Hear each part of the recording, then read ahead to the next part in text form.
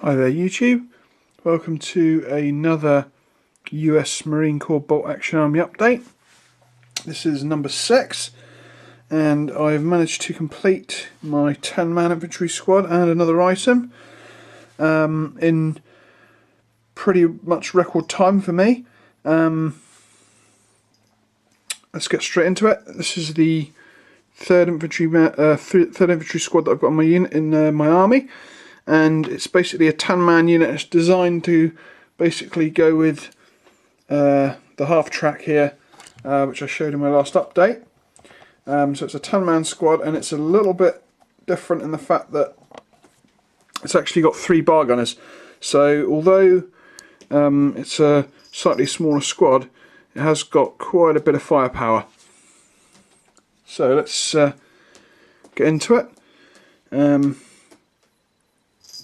Start with a sergeant. So this is a metal miniature. It's from the assault group, and you can see that he's in this camouflaged BDUs with his Marine Corps helmet cover, and quite a nice pose. With a carbine, mainly due to the fact that I kind of run out of guys with Thompsons. And I really did like this guy's position. At the end of the day, the carbine was a pretty decent weapon. Nice and light. So there's the sergeant. Again, quite a nice array of belt kit.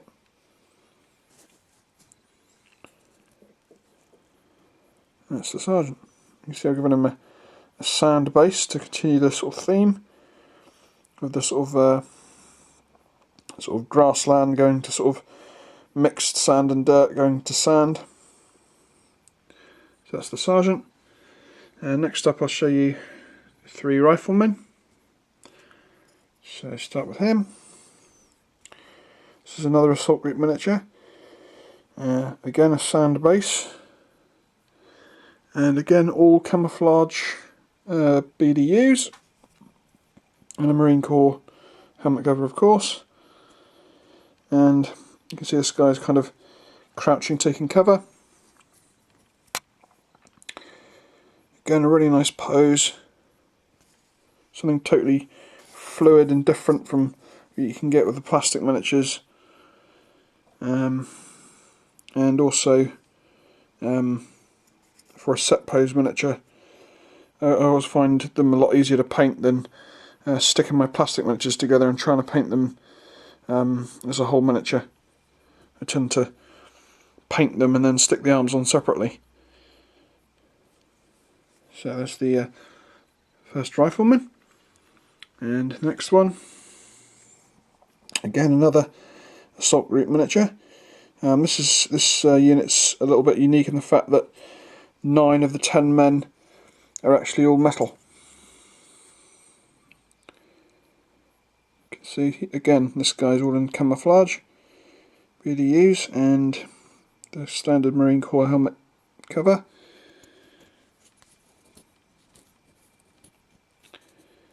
And again armed with a M1 Garand.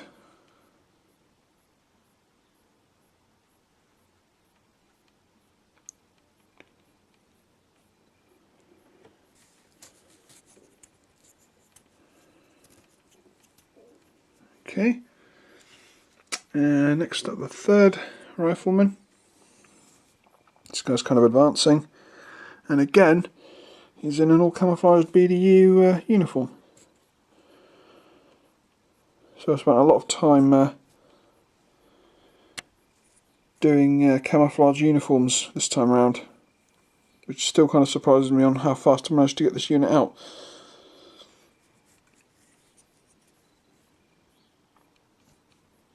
As you can see, again he's kind of a really nicely posed, nice array of belt kit.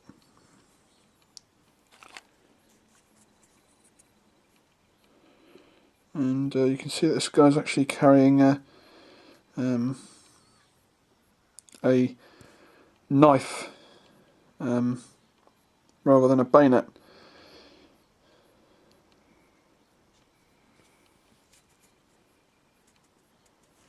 Yeah.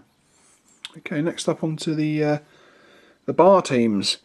So we'll start with the third bar team. These two chaps. Start with the bar gunner himself. Again, another metal miniature.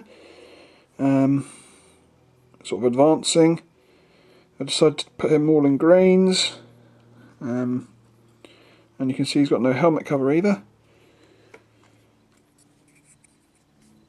So this guy's managed to take care of his uniform really well. Or he was unlucky enough to get a surplus green uniform instead of the new camouflage. He couldn't even get a helmet cover. But again, a really nice fluid pose. Holding his bar, taking the bipod off to save weight. Nice array of belt kit.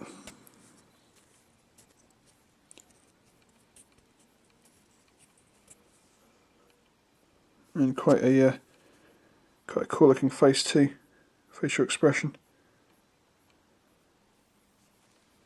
So that is the number 3 bar gunner. And next up his loader. This guy is actually the only plastic guy in the unit, and he's from the sort of the standard US Marine Corps plastic box set. It came in my starter army. He's a little bit unique in the fact that I did some conversion on his arms, because the only arms that are holding a carbine that are like connected with both arms are actually like sleeveless. So I took a pair of arms that were holding a bayoneted Garand and carved them off and basically stuck the sort of elbows onto the sort of sleeves and used a bit of plastic putty to fill in the gaps. It came out pretty good, I thought, but just a slight sort of orangutan arm syndrome. One of his arms kind of looks a little bit long, but it works. I kind of liked the way he turned out in the end. I was going to give him a backpack, but I decided not to because I'd already given him an entrenching tool. I might have to add a haversack or something to this guy because he's got no means of carrying any extra ammo for the bar gunner.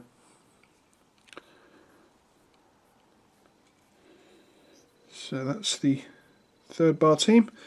Going to the second one next.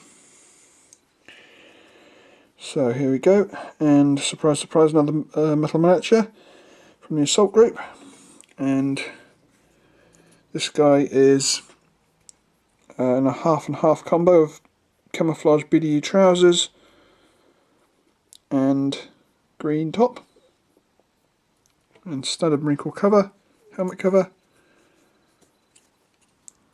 holding his bar, quite a cool facial expression. Again, a nice full belt kit, which is something that I find, especially with bar gunners, sometimes you have a bit of trouble trying to put belt kit on them because of the positions, the limited positions that you can actually get away with the plastic miniatures. Originally I was just basically going to kind of just use metal figures for bar gunners only, but in the end I decided to bring a lot more metal miniatures in. And here's his number 2. You can see that this guy's got a carbine, and he's in camouflaged trousers and green BDU top, standard Marine Corps helmet cover,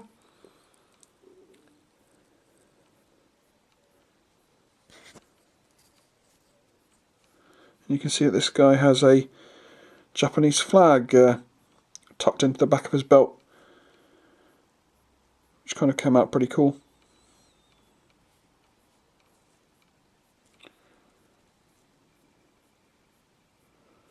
So there we go, that's the second bar gunner, this is number 2. And finally onto the first bar team. We have another guy advancing with a bar.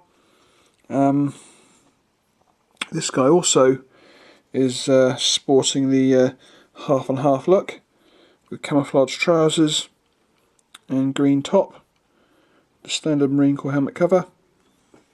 Let's just get rid of that cat hair there. You can see that again, this guy's got a nice belt kit.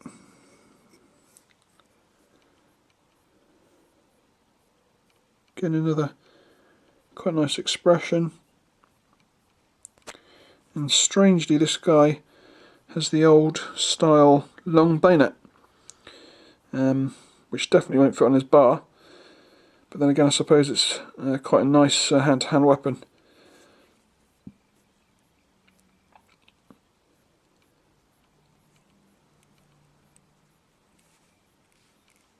So that's the bar gunner. Bar gunner number 1, team 1.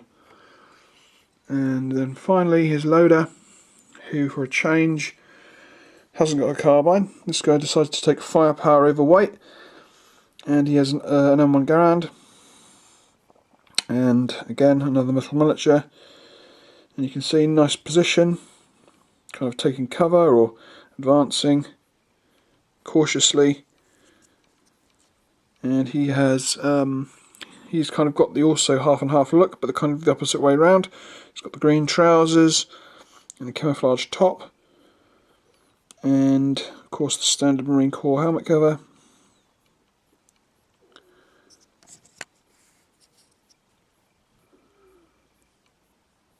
Yeah, the nice miniature. So that is the 10-man team that will operate in my half track. Just a quick look at them, and we'll go on to, let's move the half track out of the way. The second item that I've managed to do this month, and it is my MVT Buffalo, which is a really nice kit. It's from Warlord. It's a hulking piece of resin. I'd love to have one of these for my other 3 infantry squads, but they are quite a hefty price. You can see that this whole body is just more or less one, apart from the actual cargo area, it's just one solid piece of resin. And the track pieces are pretty thick as well. The whole sort of inner body there. Yeah, give you a closer look. You can see I've gone for quite a simple, plain colour scheme. Identification number on the side, star on the front, star on the bottom, and star on the rear. You can see all the track detail and stuff. It's a really, really nice model. It's got 30 cal mounted on the hull there. It's got 2 little hatches there, and twin 50s for its main armament. And then goes inside, you got your 2 benches, and of course your access cargo ramp, which I have kind of left loose, so you can actually kind of put it down and deploy it if you want. I may stick it in the future, or perhaps try and magnetise it somehow, but at the moment there's enough friction there for it to stay, so I'll kind of leave it. You can see the thruster engines there. Kind of rusted it all up and weathered it. It's probably not quite as rusty as the one that the Warlord chaps painted on their site, but I didn't want it to be too maltreated. I think it came out looking pretty good, and I really hope that in the future Warlord decide to do a some kind of crew pack or infantry pack for this. It would be really cool to have 2 lines of sat down Marines either side along those benches, and a couple of crew gunners, and maybe even some kind of specialised head of one of the crewmen to stick out of the hatches there. That would be really, really cool. I hope they decide to do that in the future. I tried to put my own gunners in, but it was just too. I just couldn't do it. I just couldn't get a figure to stand right, or I couldn't get the arms in the right position to look good. So in the end, I decided to leave it as is. I did even think about trying to mould my own kind of sat down line of Marines to sit in there with green stuff, but in the end I just decided against it because I'm not that great of a sculptor. Like I say, I'm very happy with the way this turned out, and it's a great kit, and I think it turned out really good. That will certainly carry one of my 12-man infantry squads. Okay, well, that's the end of this update. We are now slowly getting towards the completion of the army.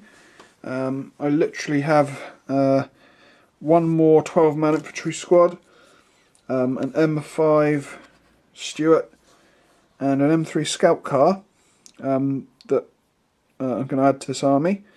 So I may hold out to do my next update until I finish all three of those things. And of course, when I do, I'll probably do a separate video on those, and then maybe a week or two later I'll do a grand army overview where I'll basically just have the whole army on the table and just go through it all over again. With, you know, obviously a few things have changed since I originally did them, so that'll be worth looking out for. So, like the video if you enjoyed it, subscribe if you want to stay in touch for when the next video is coming up, and until next time, I'll catch you later.